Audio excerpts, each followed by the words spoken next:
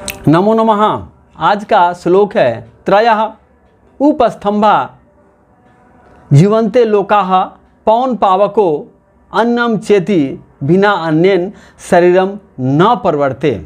यह श्लोक महर्षि भागवत द्वारा रचित अष्टांग हृदयम के सूत्र स्थान का पहला अध्याय आर्जुवेद विद्या अधिकार का 3रा नंबर श्लोक है। यह श्लोक स्वास्थ्य की दृष्टि से काफ़ी महत्वपूर्ण है। जो हमारे स्वस्थ प्रेमी हैं, जो उत्तम स्वास्थ्य की कामना रखते हैं, उन्हें इस श्लोक का अर्थ जरूर सुनना चाहिए, जरूर समझना चाहिए।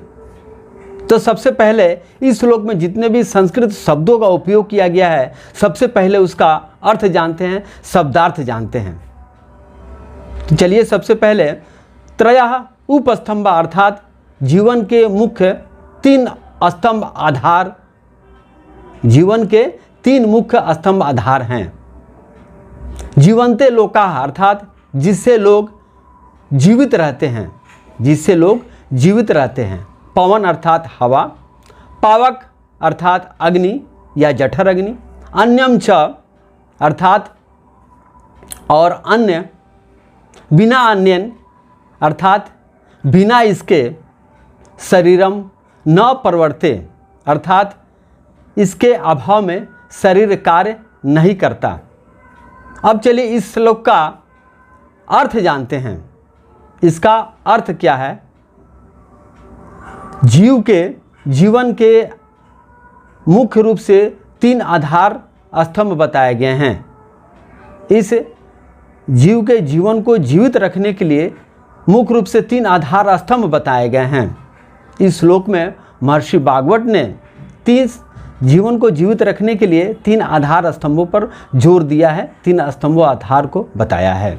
सबसे पहला हवा अर्थात श्वास प्रश्वास और प्राण आयु, अग्नि अर्थात पाचन और जठर अग्नि, अन्न अर्थात भोजन जिससे शरीर को पोषण मिलता है।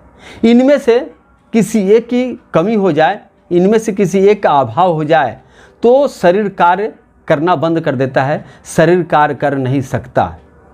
चलिए समझते हैं इस श्लोक का भावार्थ क्या है, इस श्लोक का तात्पर्य क्या है, इस श्लोक में महर्षि भागवत ने क्या भाव प्रकट किए हैं।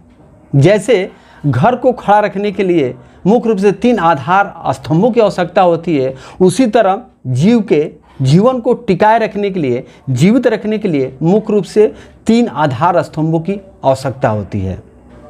जैसे कि हवा अर्थात जीवन शक्ति, हवा से हमें जीवन शक्ति मिलती है।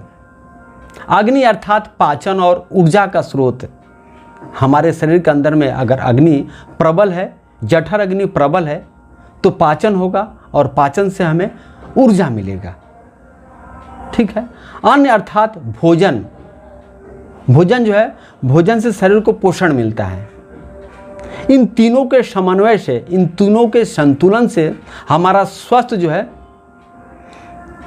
स्वस्थ बना रहता है, हम स्वस्थ रहते हैं, हम जीवित रहते हैं। इन तीनों के समन्वय से, इन तीनों के संतुलन से महर्षि भागवत ने इन तीनों पर जो है प्रकाश डाला है। जीवन का ये जो है आधार स्तंभ है, हवा, अग्नि और अन्न। ये अगर शरीर में इसका संतुलन है तो हम जीवित हैं, नहीं तो जीना असंभव है। जीवन इसके बिना हम जीवित नहीं रह सकते, इसके बिना जीवन असंभव सा है। तो ये थे महर्षि भागवत का 3रे नंबर का श्लोक का अर्थ। फिर मिलता हूँ, आज के लिए बस इतना ही।